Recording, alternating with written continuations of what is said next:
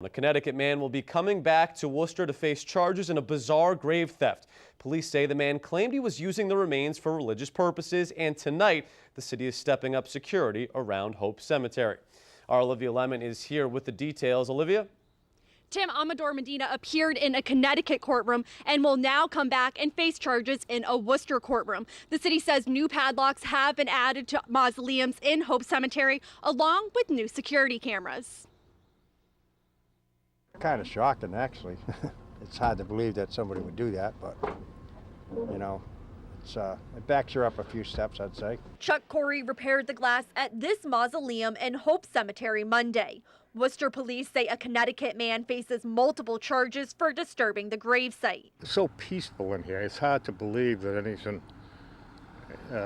like that could happen in here. Police say 32-year-old Amador Medina is responsible for stealing the remains of 3 adults and 2 children. Some person was walking by and thought that the doors looked like they had been kind of opened and reported it to the cemetery office, and when they went in and checked, sure enough, it had been vandalized. City manager Edward Augustus says the break-in was reported back in October. Police say a tip led them to Medina's home in Hartford, where the remains were located and secured as evidence.